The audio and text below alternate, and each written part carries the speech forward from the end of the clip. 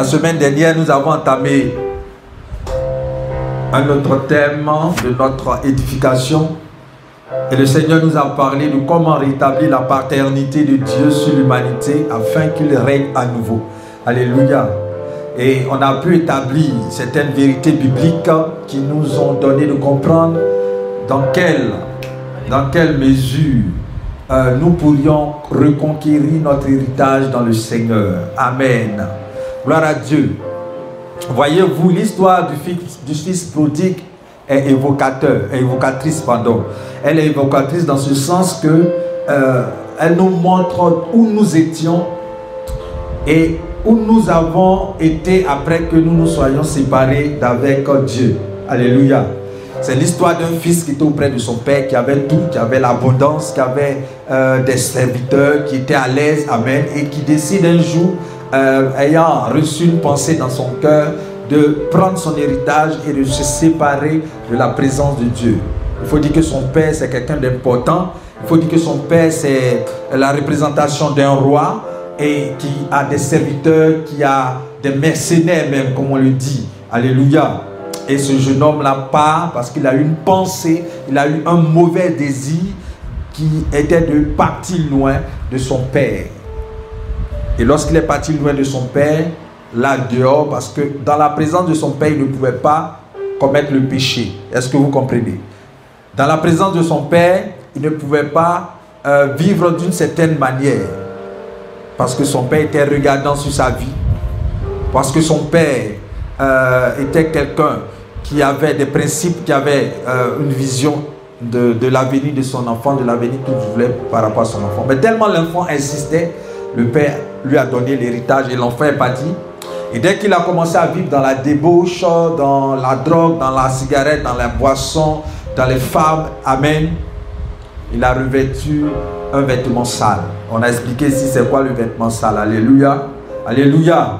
Peuple de Dieu, est-ce que tu es avec moi? Il faut que ton amen soit un amen vitaminé. Alléluia. Alléluia. Voilà. C'est ainsi que nous maintenons la flamme, le zèle. Alléluia. Lorsqu'on dit Alléluia, tu donnes un bon amen. Lorsqu'on dit Alléluia, tu donnes un bon amen. Alléluia. Mais ton amen est encore frêle. Alléluia. Amen. Gloire à Dieu. Merci Noah. Gloire à Dieu. Et ce jeune homme est parti et il a vécu vraiment une vie de misère. Comme aujourd'hui, chacun de nous est en train de crier à Dieu. Seigneur, je n'ai pas de mari, mon âge est en train de partir. Je n'ai pas de travail. Seigneur, j'ai eu mes diplômes. Seigneur, Seigneur, Seigneur, Seigneur. Mais tu ne peux pas recevoir, amen, de réponse tant que ton âme, ou bien tant que tu revêts le vêtement sale. Alléluia. Parce qu'on a dit que le vêtement sale, c'est l'âme. C'est l'âme qui a été souillée. Or, la Bible dit que l'âme, c'est le cœur. Or, heureux le cœur pur, car c'est lui qui verra Dieu. Amen. Donc, tu ne peux pas voir Dieu. Amen. Parce que tu vis dans le péché. Et le péché vient d'abord dans le cœur de l'homme. Amen. Jésus dit, c'est du cœur que viennent tous les péchés. Le péché ne vient pas de dehors, mais c'est ce que tu as à l'intérieur de toi. Parce que Dieu regarde quoi? Au cœur. Amen. Je fais un résumé de ce que nous avons déjà dit. Et donc cet enfant, à un moment donné, comme il a l'Esprit de Dieu, mais qui était en petite portion dans sa vie, l'Esprit de Dieu va lui permettre de se rappeler qu'il a un Père qui est miséricordieux. Amen. Et il retourne vers ce Père. Et la réconciliation avec ce Père va se faire d'abord sur le principe qu'on change son vêtement, c'est-à-dire qu'on purifie son âme, qu'on purifie son cœur. Alléluia.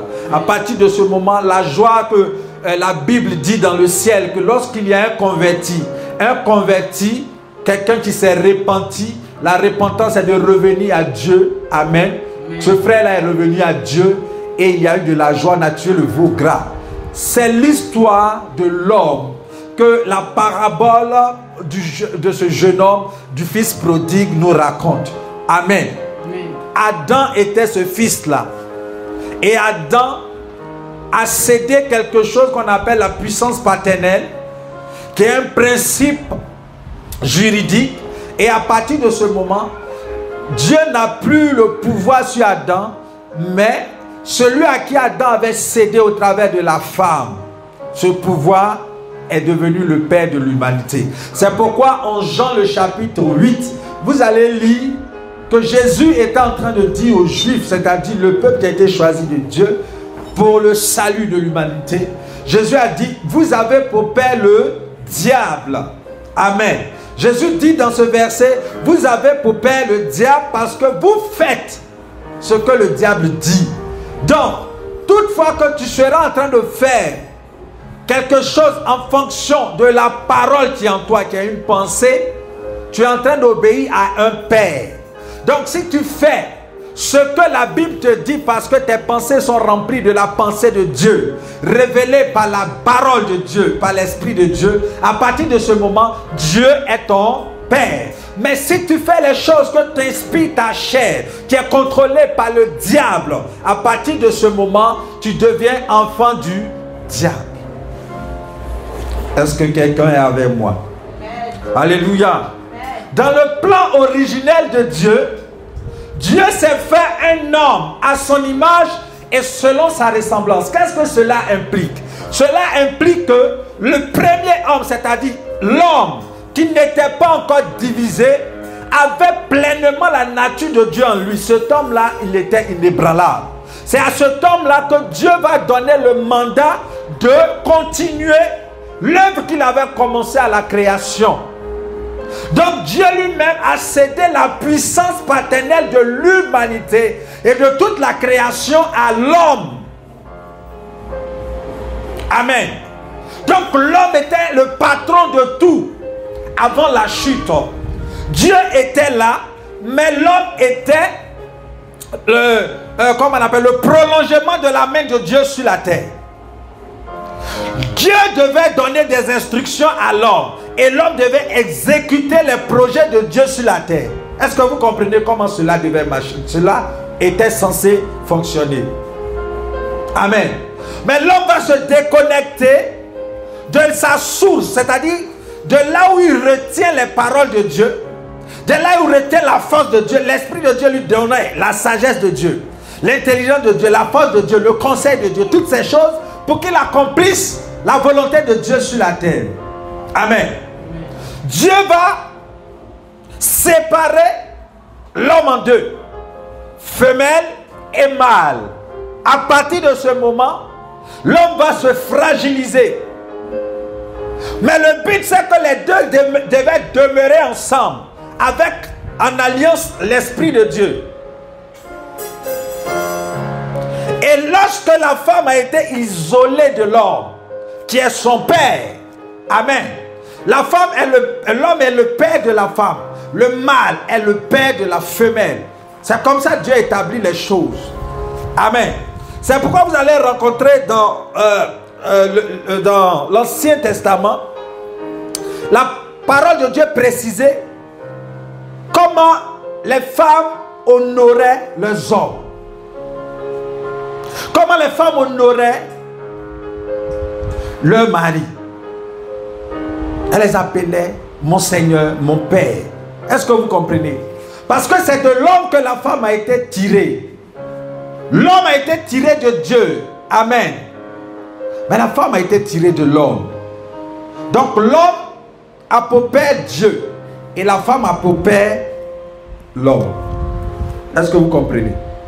C'est des principes que Dieu a établis. Et aujourd'hui, ceux qui sont en train de chercher à imposer un nouvel ordre mondial, c'est-à-dire les sociétés secrètes qu'on connaît, sont en train de changer l'ordre naturel des choses.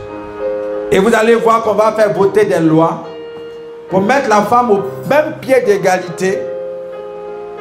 Ça semble être quelque chose de très bon. Mais spirituellement, ce sont des principes, des lois qu'on brise. Et lorsqu'une loi est brisée, alléluia, forcément, il va y avoir des problèmes. Et l'on s'étonne que beaucoup de femmes aujourd'hui ne soient pas mariées. Beaucoup de femmes vivent seules. Parce que tu n'as pas accepté et tu as épousé cette idée selon laquelle tu es égal avec ton homme. Or, Dieu établit que la femme l'homme est le chef de la femme. Est-ce que vous comprenez? les lois que Dieu a établies, ces hommes-là, avec l'appui du diable, cherchent à transformer la volonté de Dieu. Dieu dit, l'homme quittera son père et s'attachera à sa femme. Le diable dit, il s'attachera à ses femmes. Ou même, il s'attachera à d'autres hommes. La femme s'attachera à d'autres. Ça, c'est des principes qu'on brise. Et quand tu brises un principe, c'est ce qu'on appelle le péché. Et parce que le péché est entré dans le monde, parce que Satan maintenant contrôle le monde, le péché va inviter un châtiment sur l'humanité. C'est pourquoi on voit tous ces troubles dans le monde entier. Amen. Mais nous, qui sommes nés de l'Esprit de Dieu, nous gardons les lois de Dieu, nous les chérissons et nous cherchons à agir. Amen. Mais tu ne peux pas agir en fonction de la loi de Dieu si tu n'as pas l'Esprit de Dieu. C'était une parenthèse. Alléluia, est-ce que vous me suivez? Donc la mission de l'homme était de remplir la terre selon la volonté de Dieu, de multiplier la race des enfants de Dieu, nés de ceux qui avaient l'Esprit de Dieu, c'est-à-dire Adam et Ève. Mais cela n'a pas été fait. Alléluia. Parce que en Genèse 3, l'homme et la femme vont désobéir à Dieu. Le plan que Dieu avait placé, avait mis pour que l'homme puisse accomplir cette mission, était donc dans Genèse 1, le verset 27 à 28. Et on avait dit ça. Ça devait commencer déjà. Amen. Au verset 28, Dieu dit, soyez féconds. Donc, la fécondité était la première étape que l'homme devait manifester pour pouvoir accomplir le but de Dieu qui était de dominer. Après la fécondité, la multiplication, le remplissage de la terre, l'assujettissement et enfin la domination. Mais on a perdu tout cela parce que nous avons été éloignés de la présence de Dieu. Amen. Gloire à Dieu. Alors le mal, l'homme mâle, Adam, a perdu la puissance paternelle. Parce qu'il a cédé cette puissance à la femme. Par amour, par désir. Alléluia. Satan a tenté la femme. Et comme Adam aimait la femme, il a écouté la femme par rapport à Dieu.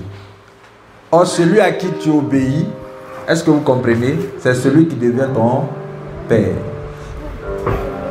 Satan était devenu le père de la femme. Et comme la femme, on suppose que Rameau est mon grand-père. Alléluia. Je suis son fils, mon enfant. Donc, la femme, bon, le père de l'humanité, qui est devenu le père de l'humanité, c'est le diable. Le diable a pris donc pour enfant la femme, et la femme aussi aura pour enfant l'homme. Amen.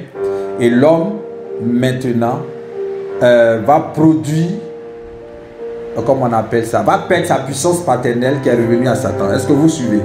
Voilà, c'est comme ça ça s'est passé.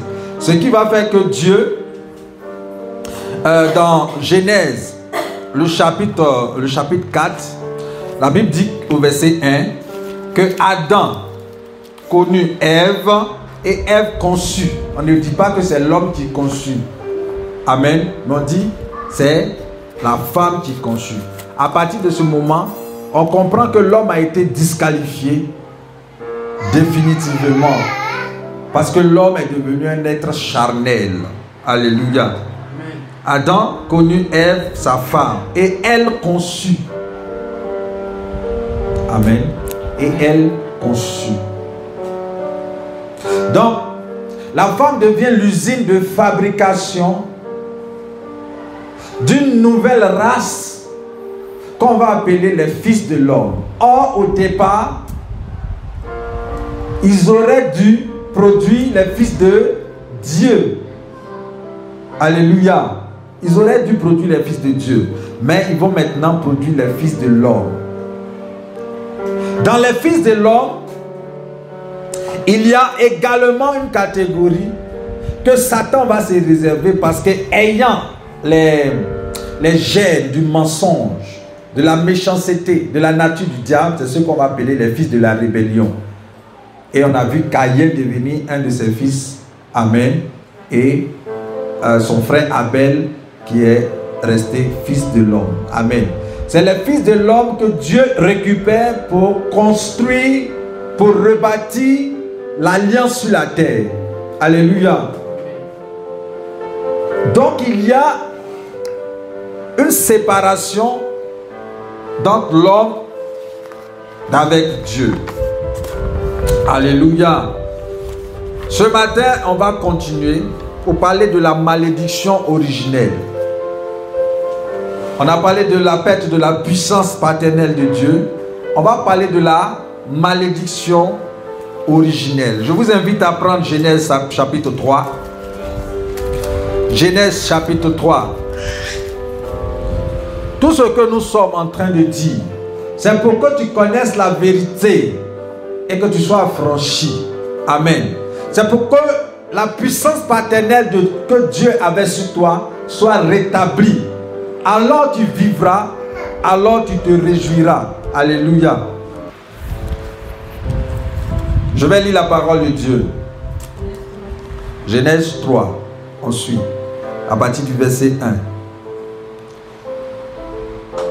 Le serpent était le plus rusé de tous les animaux des champs. Et l'Éternel Dieu, que l'Éternel Dieu avait fait, il dit à la femme, Dieu a-t-il réellement dit, vous ne mangerez pas de tous les arbres du jardin? La femme répondit au serpent, nous mangeons du fruit de tous les arbres du jardin.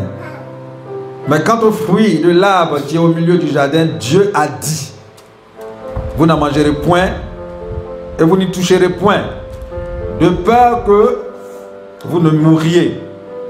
Alors le serpent dit à la femme, vous ne mourrez point. Mais Dieu sait que le jour où vous en mangerez, vos yeux s'ouvriront et que vous serez comme des dieux, connaissant le bien et le mal. La femme vit que l'arbre était bon à manger et agréable à la vue, et qu'il était précieux pour ouvrir l'intelligence. Elle prit de son fruit et en mangea. Elle en donna aussi à son mari qui était auprès d'elle et il en mangea. Les yeux de l'un et de l'autre s'ouvrirent et ils connurent qu'ils étaient nus. Ayant cousu des feuilles de figuier, ils s'en firent des ceintures. Alors ils entendirent la voix de Dieu, de l'Éternel Dieu, qui parcourait le jardin vers le soir. Et l'homme et sa femme se cachèrent loin de la face de l'Éternel Dieu, au milieu des arbres du jardin. Mais l'Éternel Dieu appela l'homme et lui dit, où es-tu? Et il répondit, j'ai entendu ta voix dans le jardin et j'ai eu peur parce que je suis nu et je me suis caché. Verset 11. Et l'Éternel dit, qui t'a appris que tu es nu? Est-ce que tu as mangé de l'arbre dont je t'avais défendu de manger?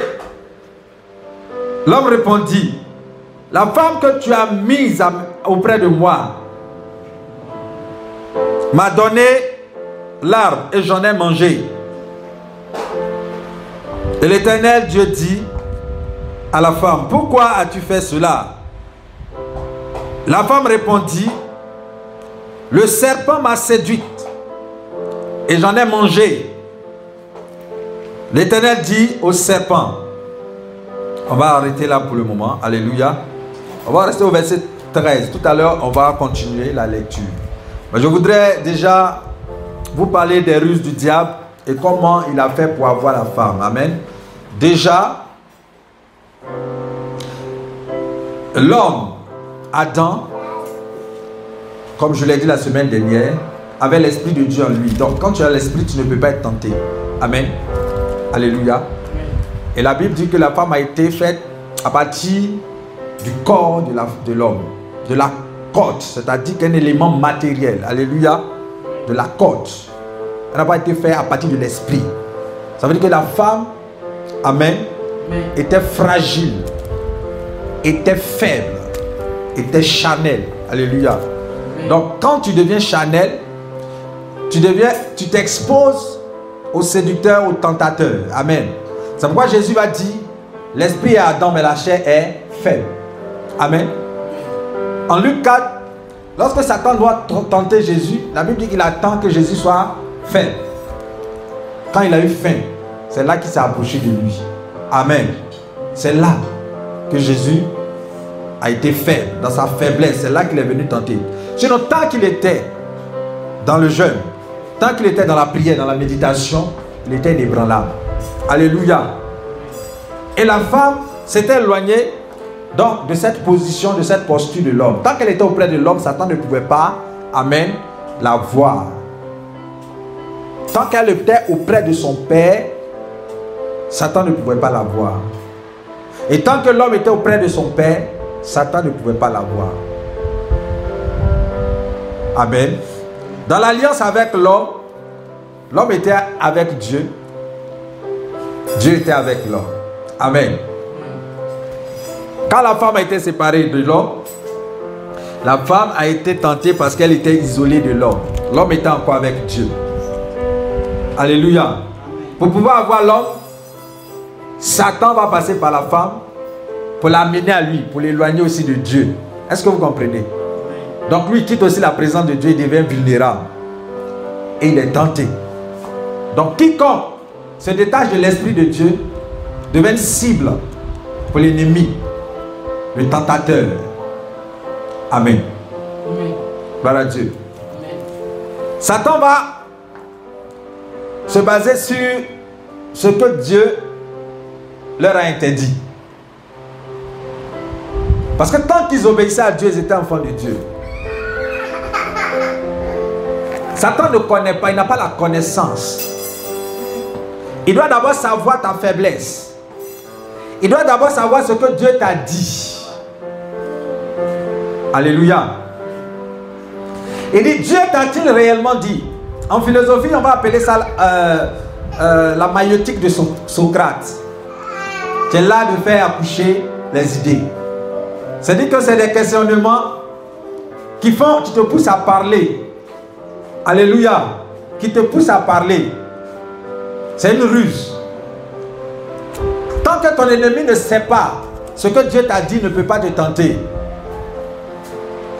C'est pourquoi Dieu cache les choses jusqu'à ce que les choses ne soient plus, les choses aient le temps de prendre une racine.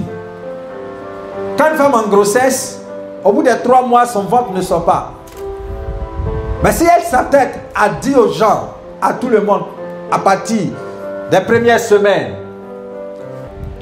si elle s'entête à parler de son projet à toi et à travers, si Satan a investi quelqu'un, amen, qui écoute, il a les moyens de s'opposer à sa grossesse. Si c'est une entreprise que tu es en train de, ou bien tu es en train de bâtir une maison, que tu en parles trop vite, Satan est au courant déjà de ce que tu fais et peut attaquer. Des jeunes filles ont présenté leurs copains qui étaient en France à leurs camarades. Ah, mon copain va venir, mon copain va venir. Quand il est arrivé, c'est la jeune fille là qui l'a pris. Alléluia.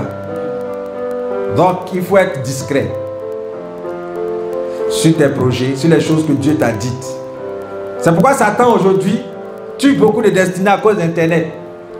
Parce que tout le monde veut être vu. David était caché derrière les moutons. Si Saül avait su que c'était le roi David qui était ce berger là, il allait en finir avec sa vie très vite. Après 30 ans, Jésus était caché. Si Hérode avait su que c'était lui là qui était, amen, le roi, ils allaient le tuer. Pareil pour Moïse. Si Pharaon savait que c'était lui qui allait délivrer Israël, ils allaient le tuer parce que c'est quand tu es encore petit, faible, qu'on peut t'attaquer. Amen. Il faut que tu prennes de la force. Les grains qu'on sème sont cachés jusqu'à ce qu'un jour on voit une tige sortir de la terre. À partir de ce moment, ils ont déjà des racines. Amen.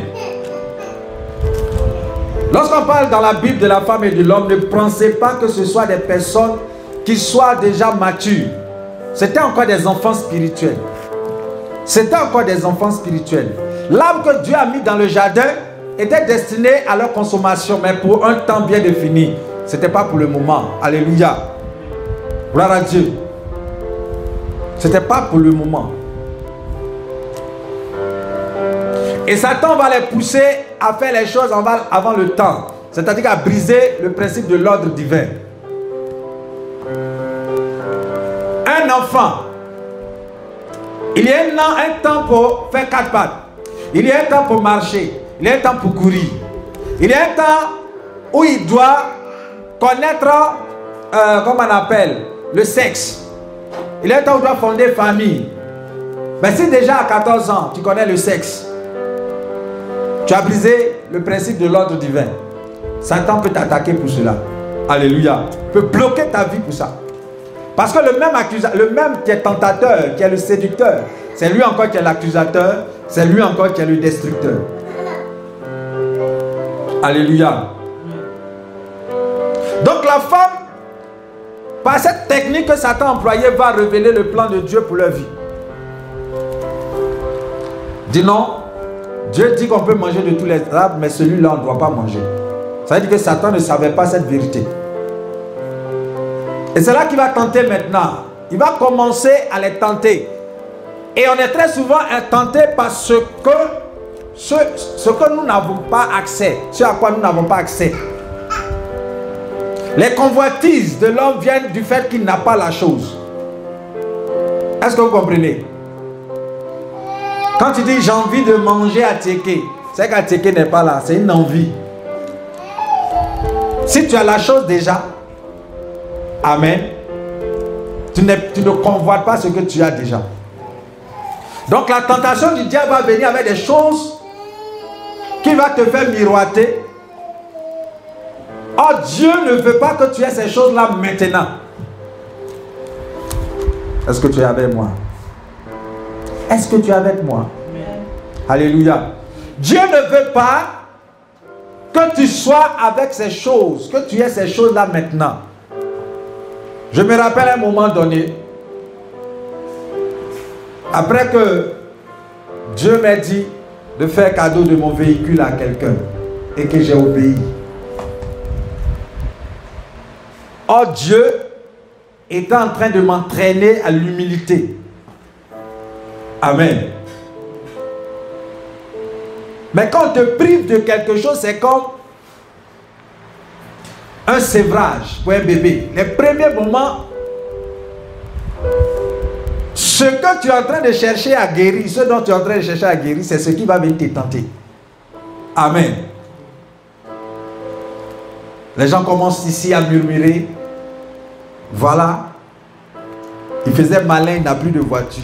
Tu as envie de leur dire que non, voilà ce pourquoi. Mais Dieu dit tais-toi. Parce que tu veux guérir.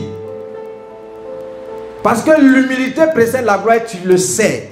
Mais tant que tu as certaines choses qui te donnent d'être orgueilleux, amen, il faut t'en séparer. La Bible dit, si ta main droite est pour toi une occasion de chute, il faut t'en séparer. La Bible dit, les mauvaises compagnies corrompent les bonnes mœurs. C'est vrai ou c'est faux? Et le véhicule que j'avais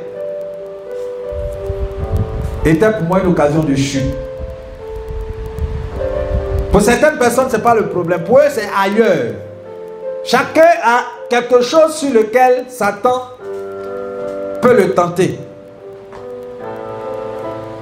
Si tu n'aimes pas sauce arachide, on ne peut pas te tenter avec sauce arachide. Amen. La Bible dit que nous sommes tentés par l'objet de notre convoitise. Amen. C'est ce que la Bible dit. Tu convoites ce que tu n'as pas. Et la femme avait tout. L'homme avait tout. Ils avaient tout. Sauf une chose que Dieu avait mis là pour eux, mais auquel ils devaient accéder selon le temps de Dieu. Tu es là, tu pleures pour le mariage. Dieu estime que tu n'es pas encore prête pour le mariage. Tu estimes que tu es prêt, mais Dieu qui te connaît, il sait que tu n'es pas prêt. Alléluia. Tu pleures pour le travail. Dieu a tout mis. Mais le travail là, tu luttes, tu ne peux pas. Et très souvent, les objets de notre convoitise deviennent objets d'idolâtrie dans notre cœur. Et tant que tu n'aimes pas Dieu plus que cette chose, Dieu ne te l'accordera pas. Tu peux passer par des moyens détournés que Satan va t'inspirer pour les avoir, mais au final, tu auras des problèmes parce qu'il va te réclamer après. Des femmes se sont engagées dans des mariages, des hommes se sont engagés dans des affaires, alors que ça leur était interdit pour le moment. C'est comme j'ai des enfants, et mes plus petits enfants, je leur dis par exemple, ne touchez pas au courant. N'ouvrez pas le frigo. Mais à un moment donné, ils doivent ouvrir le frigo. Amen. Quand leur âge va arriver. La Bible dit, ne vous conformez pas au monde. Le monde là, le siècle présent n'est pas un modèle. Le système de fonctionnement de ce monde n'est pas un modèle. Le modèle, c'est ce que nous avons dans le royaume des cieux qui nous est révélé par l'Esprit de Dieu. Alléluia. Je suis en train de parler des sources des malédictions. La malédiction originelle. Au départ, il n'y avait pas de malédiction. Dans malédiction, c'est la diction du mal. C'est la diction du mal. C'est-à-dire, Dieu va parler en mal sur l'homme. Or, ce que Dieu a fermé, personne ne peut ouvrir. Ce que Dieu a ouvert, personne ne peut fermer. Quand Dieu a maudit, personne ne peut enlever. Donc cette malédiction qui a eu cours après que l'homme et la femme aient désobéi va toucher, selon Romains 5, verset 12, à toute la descendance de la femme. On ne parle même plus de la descendance de l'homme, mais la Bible parle de la descendance de la femme. On va lire ça tout à l'heure, à partir du verset 14 de Genèse. Quand Dieu va prononcer les malédictions, malédiction du sexe féminin, malédiction du sexe masculin, et puis malédiction du tentateur. Lui, il est déjà maudit. Il connaît son sort. Alléluia. Et Satan va dire, lorsque vous allez manger, vous allez devenir des dieux. Mais c'est déjà un mensonge. La Bible dit dans Jean chapitre 8 que Satan est le père du mensonge. Alléluia. Il est le père du mensonge.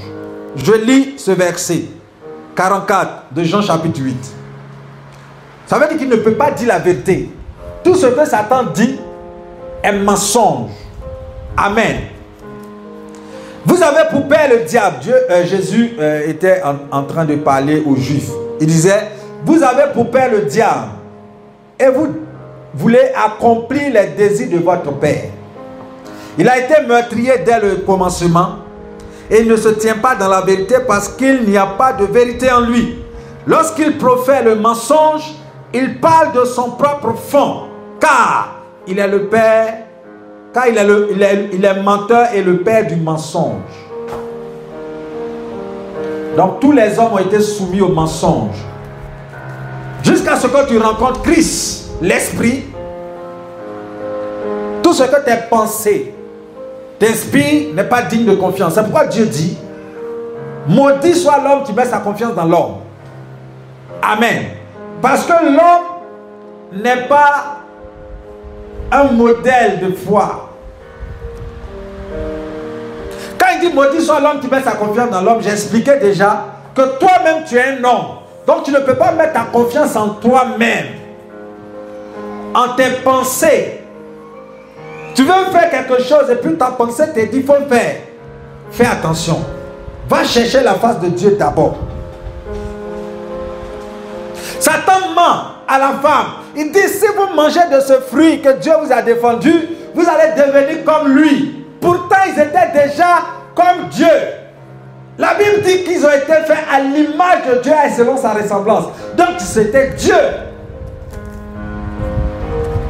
Psaume 82, verset 6 dit, j'avais dit que vous êtes des dieux, vous êtes des fils du Très-Haut. Donc Dieu même a déclaré que vous êtes des dieux. Mais Satan vient vous tenter pour dire que voilà. Donc il ne peut pas te tenter avec des choses. En fait, il te tente avec des choses que tu es ou que tu possèdes déjà, mais qui ne te sont pas accessibles pour le moment. Il prémédite, il précipite l'action. Lorsque les jeunes brouteurs, à leur âge de 15 ans, 16 ans, ils reçoivent beaucoup d'argent alors que leur esprit n'a pas été affermi pour recevoir beaucoup d'argent. Cela va causer un problème parce que c'est un principe d'ordre divin qu'ils ont brisé. Un enfant fait des choses d'enfant. L'apôtre Paul dit, quand j'étais enfant, je me comportais comme un enfant. Mais maintenant que je suis adulte, je fais les choses d'adulte. C'est pourquoi la Bible dit qu'il y a un temps pour tout. Mais Satan précipite le temps. Un enfant qui a 15 ans, qui est habitué à jouer à jeux vidéo, il joue course sur écran. Mais pour cet âge-là, son esprit est approprié pour ces jeux-là. Et tu viens mettre 10 millions, 20 millions dans sa main. Il voit dans cette saison de sa vie tout en jeu. Même quand il va aller acheter voiture, Mercedes sorcière, comme les bouteilles le disent. Quand il va aller acheter une grosse voiture qui fait 300 km/h, il a encore l'esprit d'amusement qui est attaché à son âge spirituel pour ce temps.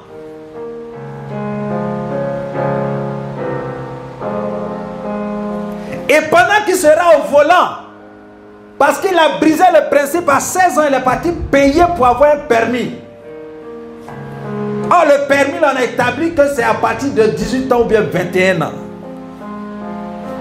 Mais il n'a pas la sagesse, il n'a pas la maturité spirituelle, il n'a pas la maturité qu'il faut. Même aujourd'hui, quelqu'un peut te donner un conseil. Il faut construire une maison parce que tu as de l'argent. Mais est-ce que c'est le temps de construire ta maison? Quand tu vas commencer, quand on va t'attaquer, ta maison va rester en brousse, tu vas mourir. Donc ce jeune brouteur-là, il achète une voiture, il commence à vivre une vie de débauche. À 16 ans, comment il connaît le sexe, il connaît l'alcool. Mais Satan, qui est l'accusateur, va monter auprès de Dieu pour l'accuser encore.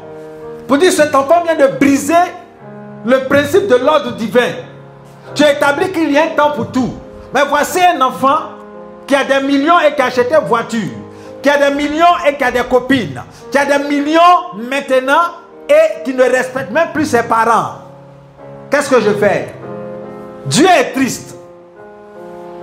Dieu est triste.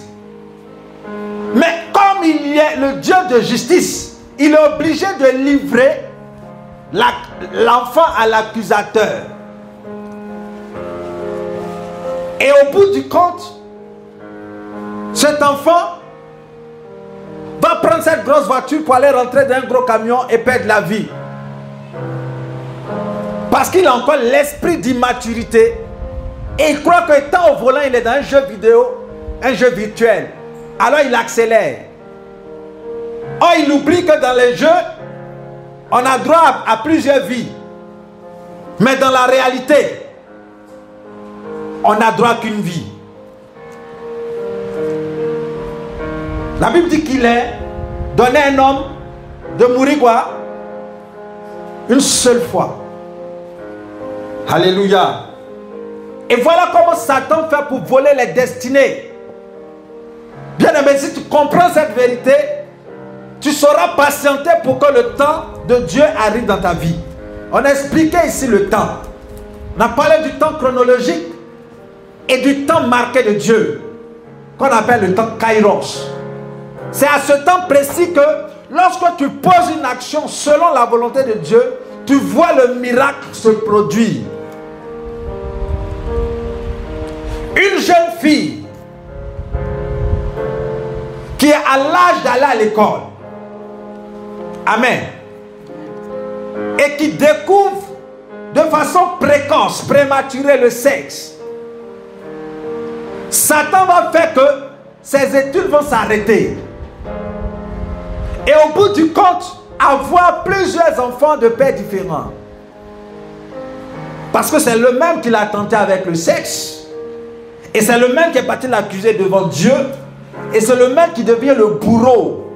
Et c'est comme ça les tentations se font. Est-ce que tu es avec moi? Il faut claquer des doigts. Si tu es avec moi, claque des doigts, il ne faut pas dormir. Alléluia. Est-ce que la parole te fait du bien ce matin? Amen. Alors la femme va aussi corrompre l'homme.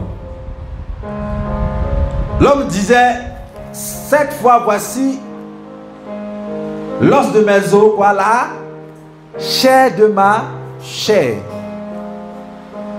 L'homme a laissé la main de Dieu pour s'attacher à la chair. Et à partir de ce moment, Satan va avoir un allié dans l'homme intérieur. Et c'est par cet allié qu'il va faire tomber des nations. Il va faire tomber des grandes entreprises, des grands ministères. Il va faire tomber des grands hommes. Tu vois, un homme comme Mike Tyson qui a eu accès de millions, Satan va le faire tomber. Alléluia. Des grands hommes, des grands présidents sont tombés à cause de la chair. Le pouvoir, l'amour du pouvoir. Ces choses-là n'étaient pas dans l'homme. Mais quand le principe de la chair est né, quand ça a été éveillé, ça devait être éveillé à un moment donné. Mais pas à ce moment-là. Alléluia. Quand Dieu crée les choses, c'est parce que chaque chose a son fonction, a sa fonction. Alléluia. Chaque chose a son rôle, a sa mission à jouer. Donc la chair avait sa mission à jouer, mais pas à ce moment-là. Gloire à Dieu.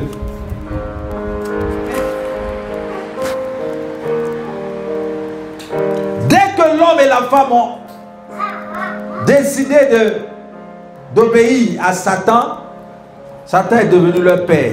Dieu ne les voit plus dans son rayon, dans son radar. La Bible dit Dieu se promenait le soir, il les cherche. Oh, d'habitude, il ne les cherche pas parce qu'ils sont ensemble. Amen. Le péché est venu. L'homme n'est plus visible. L'homme n'est plus visible. L'homme n'est plus visible. La Bible dit dans le livre d'Ésaïe, je crois le chapitre 51, si je me trompe, quelqu'un va m'aider. Amen. Que la main de l'Éternel n'est pas courte. Alléluia. Mais ce sont nos péchés qui nous éloignent de lui. Et c'est alors que le péché va éloigner l'homme de Dieu. Dieu ne peut plus avoir accès à ses enfants. Donc Satan les manipule.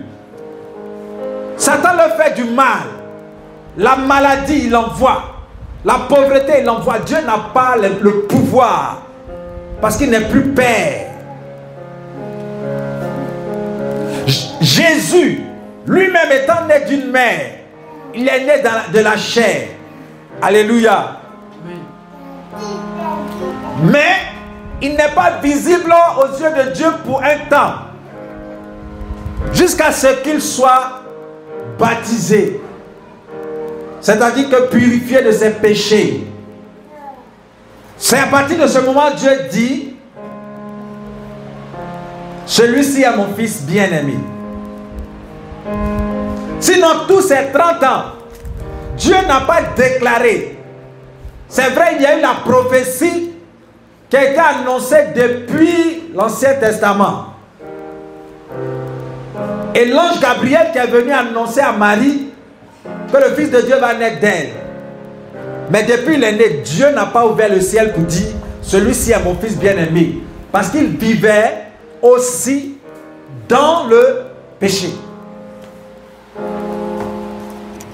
Amen. Dieu est un Dieu d'ordre. Avant que Jésus ne manifeste la puissance, le miraculeux, il a fallu qu'il passe par l'eau du baptême, qu'il soit rebaptisé dans l'Esprit de Dieu. Et que Dieu devienne son Père à nouveau. Car Dieu dit, celui-ci est mon fils bien-aimé. Est-ce que tu es passé par ces étapes pour recouvrer tes privilèges de fils de Dieu et commencer à dominer? Amen. C'est lorsque l'homme a péché qu'il va se rendre compte qu'il est nu. C'est-à-dire ses sens vont s'ouvrir. La Bible dit que ses yeux se sont ouverts. La Bible dit que ses yeux se sont ouverts sur maintenant le péché. Quand tu es conduit par l'Esprit, tes yeux ne sont pas attirés par les choses qui te tentent. Quand tu marches et que tu vois une femme qui est à moitié nue, c'est automatique. C'est-à-dire que tes yeux quittent en même temps quand tu es conduit par l'Esprit. Quand par inadvertance sur Internet tu tombes sur une page pornographique, tes yeux quittent. Parce que l'Esprit de Dieu qui est en toi n'aime pas le péché. Donc tu ne peux pas être tenté quand tu es spirituel. Satan tente ceux qui sont charnels. C'est pourquoi tu gagnerais aujourd'hui, bien-aimé, à marcher de nouveau dans l'Esprit de Dieu. Amen. La Bible dit, l'un et l'autre les yeux de l'un et l'autre s'ouvrirent. Et ça dit que leurs yeux n'étaient pas ouverts. Je vous pose la question. Le verset 7 dit, les yeux de l'un et l'autre s'ouvrirent et ils connurent qu'ils étaient nus. Quand Dieu les a suscités, est-ce qu'ils ne voyaient pas clair? Si quelqu'un ne voit pas clair, il ne peut pas dire que l'arbre qui est au milieu du jardin là, c'est ça on dit qu'il ne faut pas avoir pour manger. Donc il voyait clair. Mais ses yeux n'étaient pas corrompus. Sa vue n'était pas corrompue. Je vous ai parlé des portes de la corruption de l'homme intérieur. C'est les 5 sens. La vue, l'odorat, le toucher, l'ouïe, le goûter. Alléluia. C'est ce qui nous donne d'avoir perception des choses extérieures qui vont corrompre notre âme. Amen. Gloire à Dieu. Mais l'Éternel Dieu appela l'homme. Où es-tu? Dieu même, la Bible dit que même quand tu es caché dans le noir, regardez l'enfant. Quand tu es caché dans le noir, tu es une fourmi noire. Sur une pierre noire, Dieu te voit.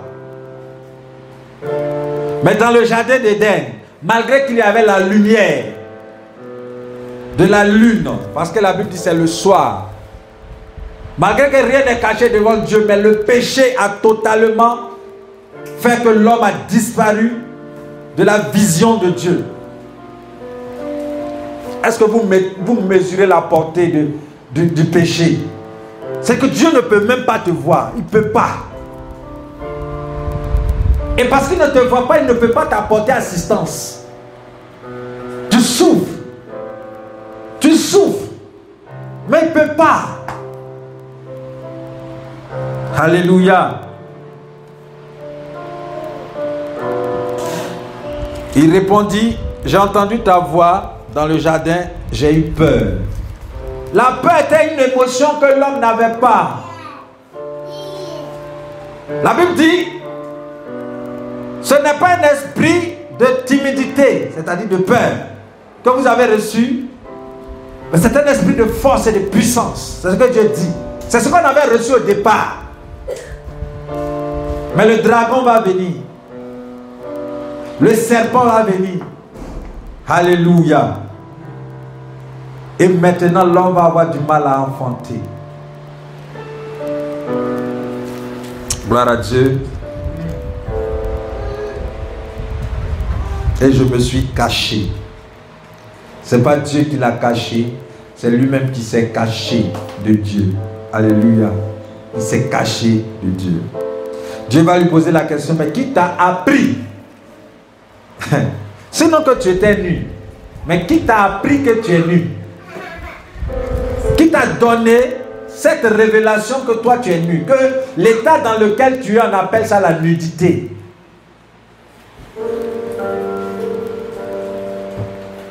Alléluia.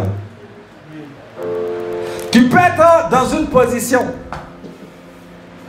avoir des vêtements et Satan va venir dire que tes vêtements là ne sont plus à la mode. Il faut que tu aies d'autres vêtements. Mais qui avait te dit que les vêtements que tu portes là ne sont plus à la mode? C'est Satan. Parce qu'il veut que tu convoites quelque chose que Dieu ne t'a pas accordé pour le moment. Est-ce que vous êtes avec moi? Tu peux ne pas avoir d'enfant aujourd'hui. Dieu me donne de parler beaucoup d'enfantement cette saison. Amen. Et Satan va venir pour te corrompre avec une pensée. Regarde autour de toi. Tout le monde enfant. Tout le monde enfant. Sauf toi. Mais qui a dit que tu n'as pas enfant? Comment tu sais que tu n'as pas enfant? Mais ce n'était pas un problème. Mais c'est les personnes ou c'est la pensée qui avait te dire qui va te pousser maintenant à passer par d'autres moyens, à aller voir des féticheurs pour avoir enfant. Donc la source de l'information, c'est ça qu'il faut identifier. Quand un ami vient auprès de toi pour dire, il y a un coin là-bas qu'on fume chicha là-bas. Est-ce que quand tu ne fumais pas chicha, tu étais mort? Hein? La personne qui est venue te dire ça, elle est conduite par quel esprit? Elle est conduite par quel esprit? C'est ce qu'il faut te poser comme question. Les personnes qui viennent vers nous, quelles sont leurs motivations? Amen. Et mon père, le pasteur Mohamed Sanogo, dans son livre Les 4 attaques majeures du malin du diable, a beaucoup enseigné dessus. Ceux qui peuvent l'avoir, je vous le conseille fortement. Amen. Et puis, vaincre l'ennemi numéro 1, la chair de Ivan Castanou, c'est un autre de mes pères aussi. Il faut l'avoir.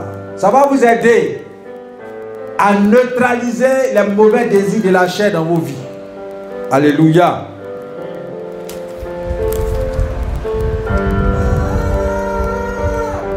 Amen.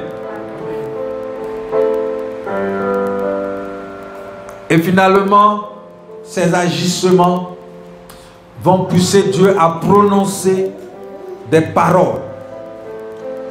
L'un des problèmes que je relève ce matin, c'est que l'homme n'assume jamais.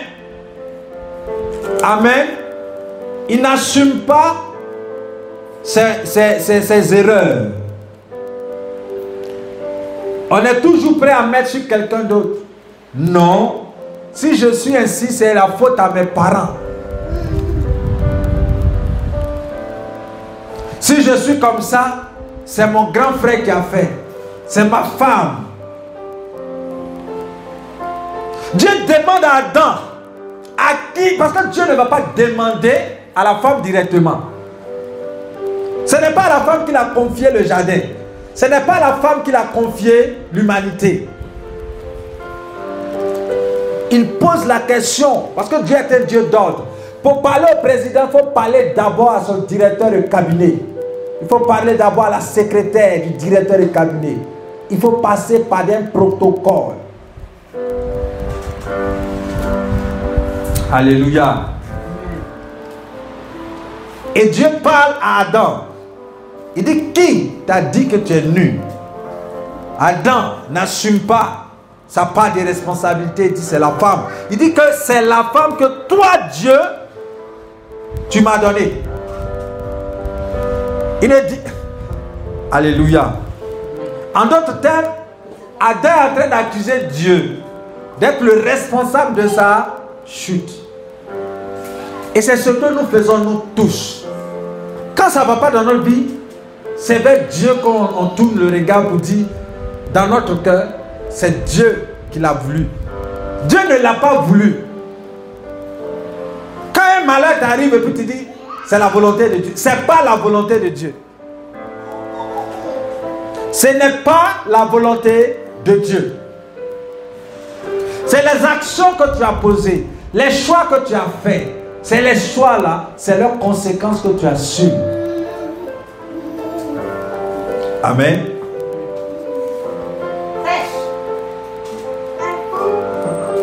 Dieu a confié une mission.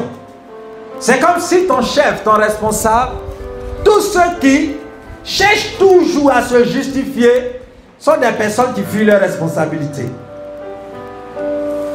Ton patron t'envoie accomplir une mission et tu arrives et tu reviens sans avoir accompli la mission. Quand tu arrives, ce n'est pas les causes que le patron va évaluer, mais c'est le fait que la mission n'ait pas été accomplie. Comment tu allais te débrouiller pour faire cette mission? Ça, c'est ton problème. C'est ta responsabilité. Adam, la femme que j'ai mis à tes côtés, c'est ta responsabilité. C'est toi qui l'as laissé s'éloigner de toi. C'est ta responsabilité. Donc, comme il a mis la responsabilité sur la femme, Dieu ne s'adresse plus à lui. Dieu ne s'adresse plus à lui, il s'adresse maintenant à la femme. Je lis donc ces versets.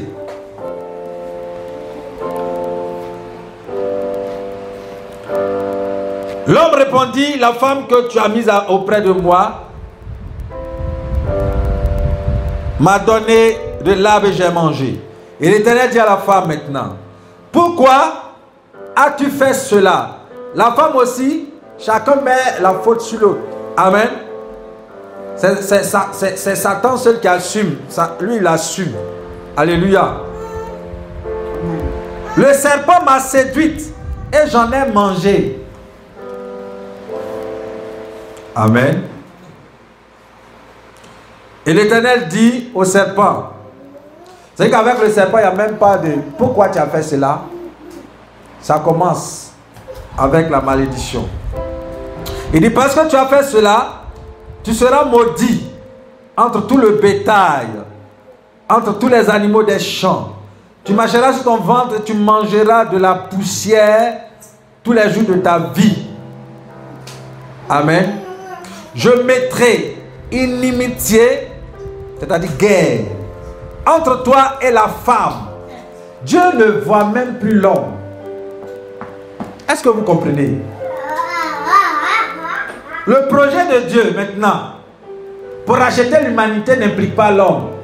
C'est pourquoi c'est par une femme que Dieu va susciter une descendance nouvelle. Cette femme, c'est Marie. Est-ce que vous me suivez? Je mettrai une inimitié entre la femme, entre toi et la femme, entre ta postérité. La postérité du diable, c'est qui? C'est le fils du diable.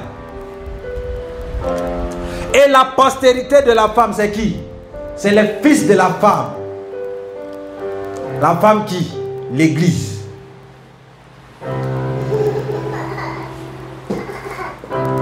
C'est bon? C'est bon? Parce que c'est d'une femme qu'est née l'Église. C'est de Marie qu'est née l'Église. Parce que c'est de Marie qu'est né Jésus-Christ. Et c'est Jésus-Christ qui a envoyé l'Église. Et c'est l'Église qui produit maintenant les fils de Dieu. Je ne parle pas de l'Église religieuse. Je parle de l'Église avec l'Esprit de Christ. Donc cette inimitié vient avec les fils du diable. C'est-à-dire la descendance du diable et la descendance de la femme. Est-ce que vous comprenez? La descendance de la femme, c'est ce qu'on va appeler les chrétiens. Mais ce n'est pas tous les chrétiens qui sont disciples de Jésus. Ce n'est pas tous les chrétiens qui sont nés de nouveau. Il y a une nuance. C'est pourquoi j'ai fait une vidéo pour dire qu'il y a les chrétiens et il y a les fils de Dieu. Il y a les fils du royaume. Amen. Mais de façon abusive, on appelle tout le monde chrétien. Mais tous les chrétiens ne sont pas fils de Dieu. C'est pourquoi le Seigneur dit, plusieurs me diront Seigneur, Seigneur. Mais tous ne seront pas reçus auprès du Père. Alléluia. Parce que beaucoup sont chrétiens, mais ils font la volonté de leur Père qui est le diable. Et certains font la volonté de leur Père qui est Dieu, en appliquant la volonté de Dieu. La Bible dit que celui à qui tu obéis devient ton Père. Or, obéir à la parole de Dieu, ce n'est pas tous les chrétiens qui le font. Je vois des personnes qui vont à l'église, qui se font appeler chrétiens, mais qui n'ont pas l'amour en eux. Quand Dieu dit pardonne, il ne pardonne pas. Mais tu n'obéis pas à Dieu, tu n'es pas fils de Dieu. Si tu ne pardonnes pas, tu es fils du diable. Donc toi là, au dernier jour, lorsqu'il aura le tri, tu iras avec ton Père. Alléluia. La malédiction que Dieu a prononcée pour le malin implique la descendance de la femme. La Bible dit que le serpent aura pour nourriture la poussière. Est-ce que, dites-moi, vous avez déjà vu dans Nat Geo Wild ou bien dans National Geographic un serpent, un type de serpent qui mange poussière? Dites-moi, les serpents mangent quoi? Naturellement, ils mangent des animaux. Mais pourquoi Dieu dit tu auras pour nourriture la poussière? Dieu parle ici de la chair de l'homme. Parce que l'homme a été fait à partir de la poussière. Amen. Ainsi Dieu dit, tu es poussière, tu retourneras la poussière. Donc les hommes de chair sont la nourriture du diable. Il est capable, il a le droit, il a reçu le pouvoir de les manger. Les manger, c'est-à-dire les détruire.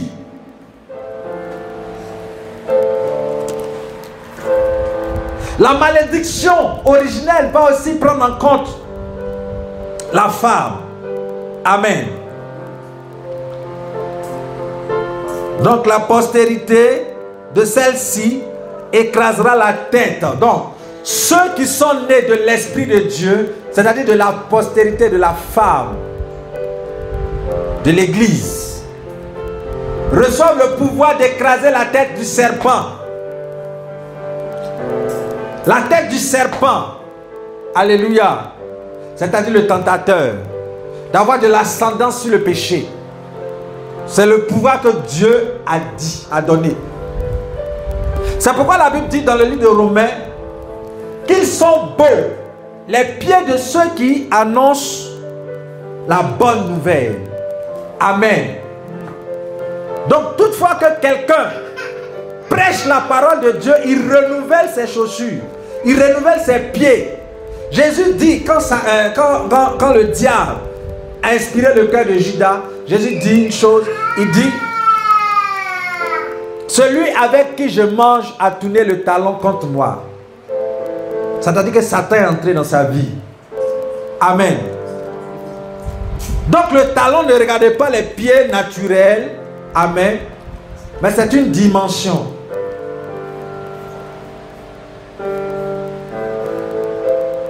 Lorsque Dieu donne les armes spirituelles contre Satan, il dit, ayez à votre pied le zèle pour l'évangile. N'est-ce pas? Donc, tous ceux qui sont des évangélistes, qui prêchent la parole de Dieu, ils sont inébranlables. Spirituellement, le talon que Satan devait mordre est protégé. Alléluia. Tu veux être inébranlable? Sers Dieu de tout ton cœur. Alléluia. Sers Dieu dans l'évangélisation. Ceux-là, ils sont protégés. Parce que quand tu es dans l'évangélisation, quand tu t'en vas chercher des armes pour Dieu, quand tu as les ailes pour l'évangile, la Bible dit que tu revêts des chaussures à tes pieds. Alléluia.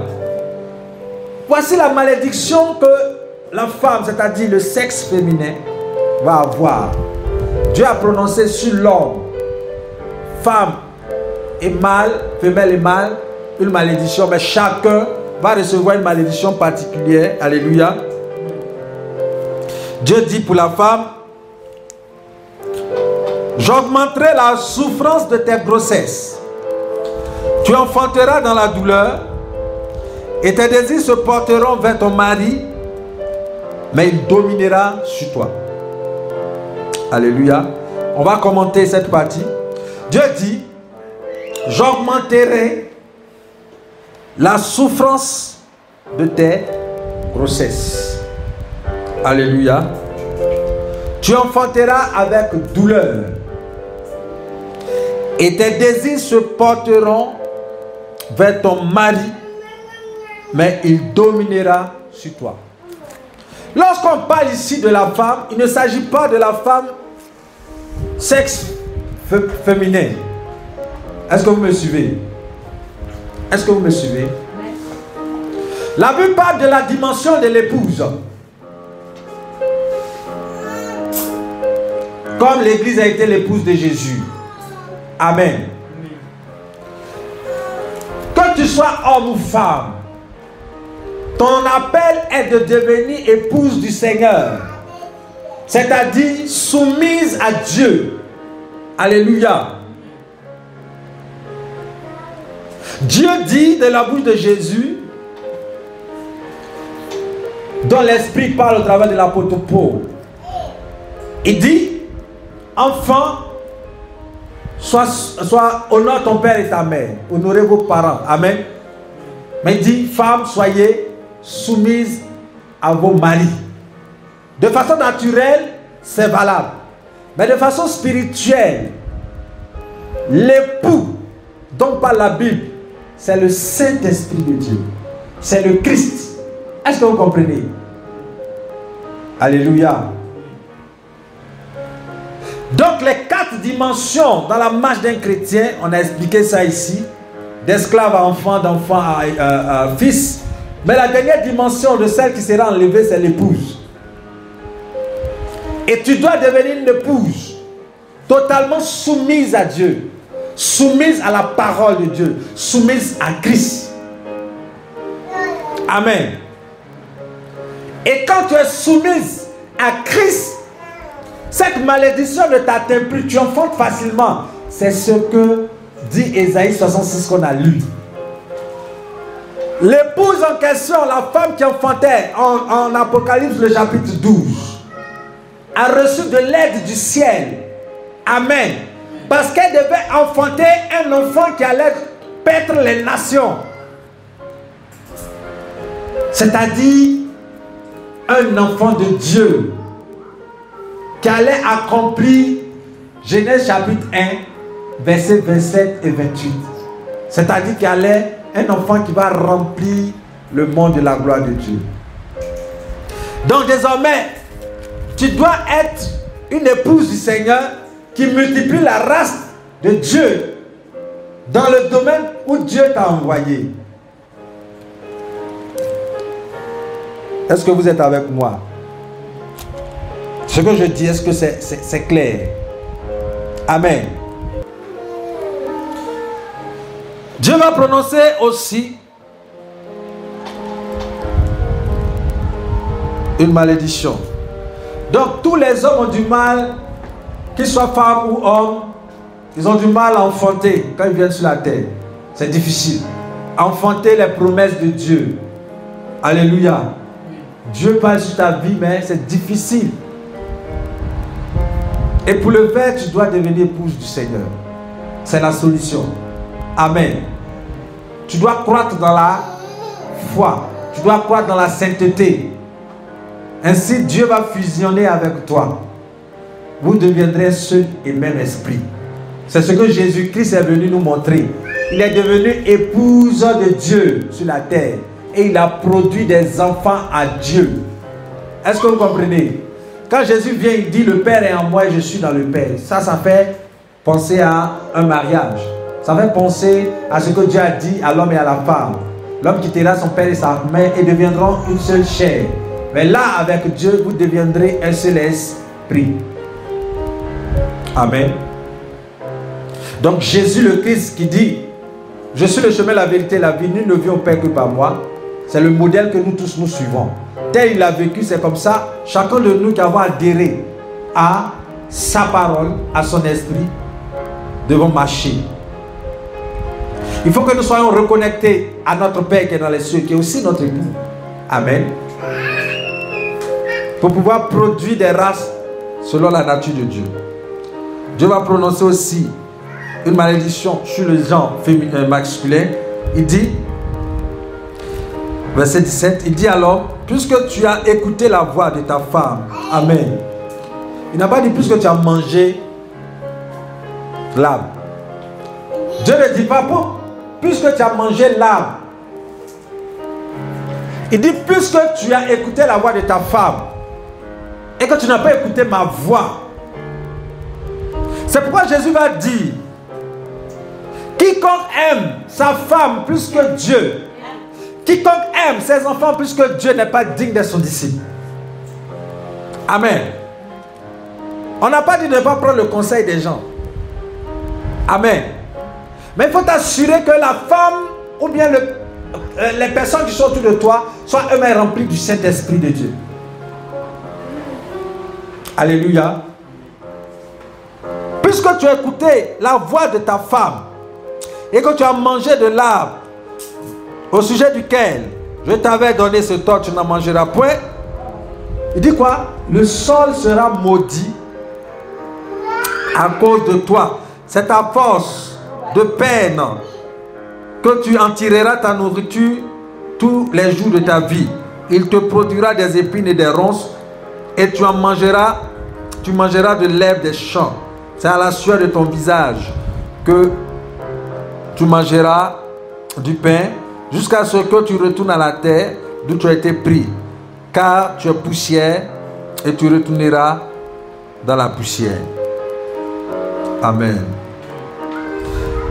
Adam donna à sa femme le nom de Ève car elle a été la mère de tous les vivants. Alléluia. Le labeur va s'attacher à l'homme. Amen. Le labeur va s'attacher à l'homme. Le labeur, c'est quoi? C'est la difficulté à pouvoir produire certaines choses. À pouvoir produire certaines choses. Désormais, les choses ne seront pas faciles pour l'homme. Alléluia. Je crois que la semaine prochaine, on va aller en détail sur l'implication de chaque malédiction pour le genre féminin et pour le genre masculin. Ce que ça impliquait sur la descendance. Amen. Ce que ça impliquait sur la descendance. Donc, bien aimé, ce matin, il faut comprendre que il y a eu un préjudice qui a été créé, qui a été causé au commencement. Et ce préjudice-là a poussé Dieu à chasser l'homme de son héritage. L'homme a maintenant mandat ou obligation de retourner à Dieu pour reconquérir sa place. Quand tu as fait quelque chose à quelqu'un et que la personne estime que tu lui as fait du tort, la personne te reproche quelque chose. Amen. Si, par exemple,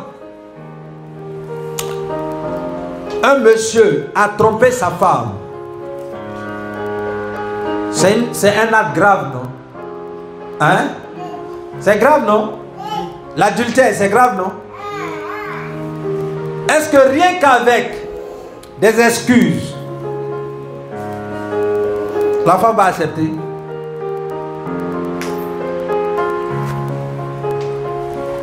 Je vous pose la question. Chérie, pardonne-moi. J'ai une faiblesse. Ça ne recommencera plus. Ce qui va se passer, c'est que la femme va dire, j'ai compris. Mais est-ce que la blessure est guérie? Amen. Quand un père est découragé de son enfant, est-ce que demander juste pardon va faire que ce tort va être effacé dans la pensée du père? Je vous pose la question. Non. Alors, quand un acte a été posé, pour qu'on puisse racheter le temps, pour qu'on puisse revenir dans les bonnes grâces des personnes qu'on a blessées, il y a le facteur du temps, mais il y a des actions qu'on doit poser pour pouvoir convaincre à nouveau la personne de notre attachement et du fait qu'on ne veut plus recommencer. C'est ce qu'on appelle le chemin de la croix que le Seigneur Jésus-Christ va nous montrer. Quand tu as fait du tort et que tu veux qu'on te pardonne, la personne à qui tu as fait du tort, tout ce qu'elle dit, c'est ce que tu fais. C'est vrai ou c'est faux? Tout ce qu'elle dit, c'est ce que tu fais. Et c'est quand tu le fais, la personne sait que tu es en train de faire des sacrifices pour te racheter. Alléluia. Et c'est la voie que le Seigneur Jésus-Christ est venu montrer à l'humanité pour se réconcilier avec le principe de Père, avec le Père.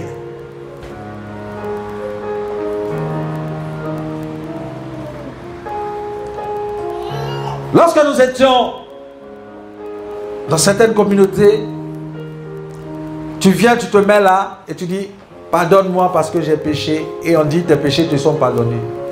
Non. La rémission des péchés est plus profonde que des paroles. C'est plus profond que des paroles. C'est un acte. Parce que c'est l'acte qui démontre ta foi. C'est l'action, la démonstration du fait que tu sois désolé. Alléluia. C'est la démonstration du fait que tu sois désolé. Si tu m'as fait quelque chose, c'est lorsque je vais te dire, fais ceci, fais cela. Il y a des gens qui disent à leur femme, parce qu'ils ont commis peut-être de l'adultère, dis tout ce que tu vas me dire, je vais faire. Pourquoi? Parce qu'ils cherchent à se racheter. Et que c'est le diable qui l'a poussé. Amen. Souvent même tu dis, mais je ne sais pas ce qui m'est arrivé. Je ne suis pas en train de justifier le péché. Je suis en train de vous montrer la voie de la vraie repentance. Imaginez-vous que si l'enfant, le fils prodigue, était resté là-bas, avait envoyé des messagers pour dire à son père que je suis désolé, est-ce que ça allait avoir l'impact?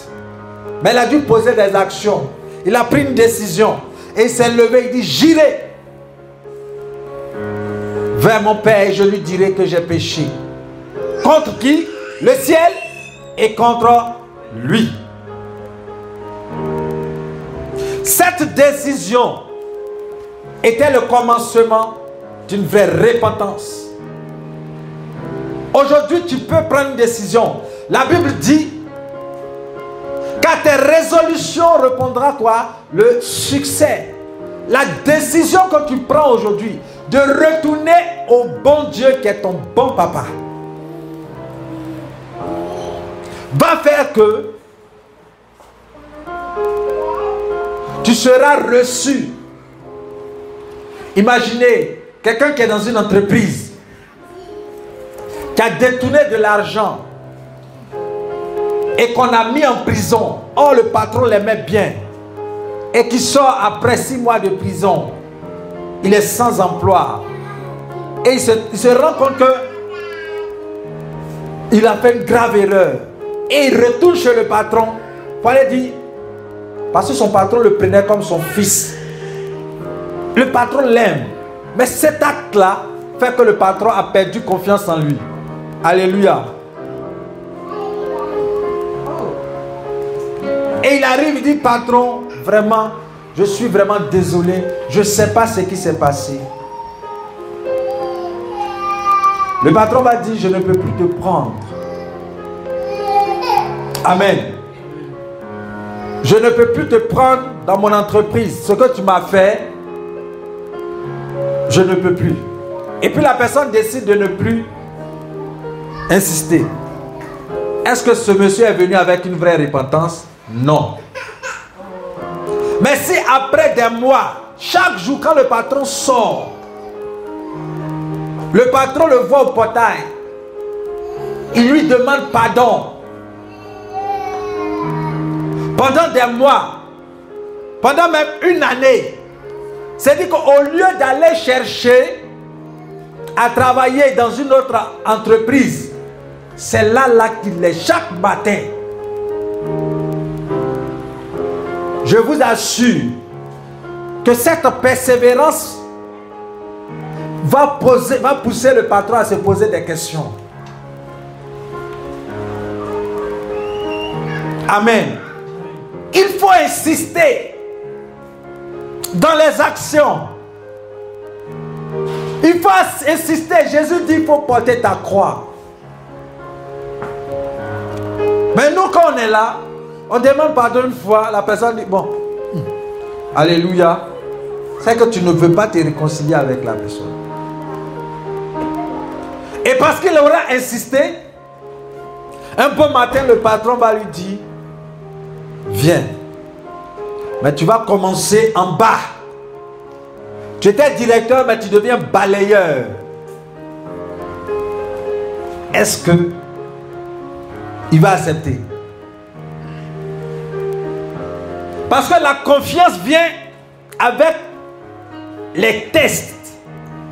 Pour que je mette ma confiance en quelqu'un, il faut que j'ai testé cette personne sur un long moment. Sur du long terme. Pour voir la fidélité de cette personne. Parce que le patron serait en train de tester la personne. Oh, tu es conscient que ce monsieur l'a fait beaucoup pour toi. En fait, tu n'es pas là maintenant pour le travail. Tu es là pour retrouver son cœur. Alléluia. Tu es là pour retrouver son cœur. Parce que quand tu étais dans ses bonnes faveurs, tu es monté très vite. C'est lui qui t'a monté. C'est lui qui peut te descendre et puis te faire remonter. Alléluia. C'est pourquoi il faut honorer les autorités. Que ce soit ton patron, que ce soit ton père, que ce soit ton pasteur, que ce soit le président. Il faut honorer toute autorité parce que toute autorité vient de Dieu. Ton époux est une autorité. Ton père est une autorité. Amen. C'est lui qui peut te positionner et te faire descendre. Ton mentor est une autorité. Et l'autorité donne des instructions et toi, tu obéis. Même si tu ne comprends pas. Amen. Jésus ne voulait pas mourir à la croix, mais l'autorité a parlé. Il dit, je laisse ma volonté et je fais ta volonté. Amen. C'est un principe que Dieu établit pour bénir les enfants de Dieu. Le principe de autorité de Père. Amen. Alléluia. Donc cet exemple que je viens de prendre est édifiant pour pouvoir reconquérir le cœur des gens qu'on a blessés. Pour pouvoir reconquérir le cœur de notre Père qui est dans les cieux. C'est une image que je prends. Il faut insister. Il faut insister. Amen. Alors je prie Dieu qu'il ouvre les yeux de ton cœur, qu'il t'accorde la sagesse de comprendre ce que l'Esprit dit en ce jour. Et nous avons vu comment Satan a reçu le pouvoir de nous détruire. La semaine dernière, on a vu le plan de Dieu pour l'humanité. Amen. Et cette semaine, on voit comment le péché fonctionne, quelles sont ses implications, comment on a perdu le pouvoir, le contrôle, et pourquoi nous vivons les malheurs sur terre. Alléluia. Par la grâce de Dieu, la semaine qui vient, on va entrer dans l'explication des malédictions. Alléluia. Qui ont eu cours dans la vie des hommes et comment ils ont été transférés jusqu'à aujourd'hui pour que nous en soyons ici. Et comment on va briser ces choses-là. Amen. Comment on va briser ces choses pour pouvoir revenir dans la gloire de Dieu. On va prier. Est-ce que quelqu'un a été béni par ce message? Je pose la question. Est-ce que quelqu'un a été béni par ce message? Amen. Amen. Alléluia.